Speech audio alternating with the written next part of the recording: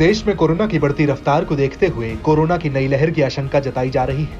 इसकी बड़ी वजह ओमिक्रॉन के नए सब वेरिएंट XXB.1.16 को माना जा रहा है। स्वास्थ्य मंत्रालय की तरफ से मंगलवार को जारी आंकड़ों के मुताबिक भारत में बीते 24 घंटे के दौरान कोविड-19 संक्रमण के 5,676 नए केस सामने आए, जबकि सोमवार को ये संख्या 5,880 थी। साथ ही सक्रिय मरीजों की संख्या बढ़कर 37,000 के पार पहुंच गई है। भारत में कोरोना वायरस का कहर दिन ब दिन बढ़ता जा रहा है। कोरोना के मामलों की संख्या में 69% इजाफा हुआ है, जो लगभग 7 महीनों में सबसे ज्यादा है। सबसे अधिक मामले केरल, महाराष्ट्र, दिल्ली और हरियाणा से सामने आए। कोरोना के बढ़ते मामले के बीच इंडियन मेडिकल एसोसिएशन ने कोरोना के तेजी से प्रसारित होने और इससे बचने के उपाय साझा किए हैं।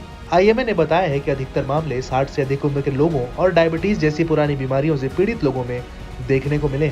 IMA ने कोरोना के मामले बढ़ने के कुछ कारण बताए हैं। नंबर 1, लोग कोरोना से जुड़े नियमों का पालन नहीं कर रहे हैं, जिसकी वजह से नए मामले बढ़ने लगे हैं। नंबर 2, लक्षणों वाले लोग कोरोना की जांच नहीं करा रहे हैं, जिससे वायरस को तेजी से प्रसारित होने का अवसर मिल रहा है। नंबर 3, कोरोना के नए सब वेरिएंट में तेजी से फैलने की क्षमता है, जिसकी वजह से मामले तेजी से बढ़ रहे हैं। IMA ने सलाह दी है कि बुखार, खांसी, गले में खराश, सिर दर्द, बदन दर्द और सूंघने की क्षमता कम होना और सांस में कमी जैसी समस्या महसूस होने पर तुरंत कोरोना की जांच कराएं। छींकते या खांसते समय मुंह को कोहनी या टिश्यू से कवर करें। अपने हाथों को साबुन और पानी से कम 20 सेकंड तक धोएं और अल्कोहल बेस्ड हैंड सैनिटाइजर का इस्तेमाल करें।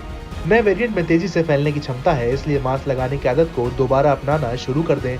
इसके अलावा भीड़ भाड़ वाली जगहों पर जाने से बचें। IMA ने सलाह दी है कि वायरस को फैलने से रोकने के लिए कम से कम 1 मीटर की दूरी रखें और हगिंग और हैंड शेकिंग से बचें। इसके अलावा कमरे का वेंटिलेशन बेहतर लगातार बनाए रखें। साथ ही कहा गया है कि कोरोना से बचाव के लिए वैक्सीन और बूस्टर डोज लगवाना बेहद जरूरी है।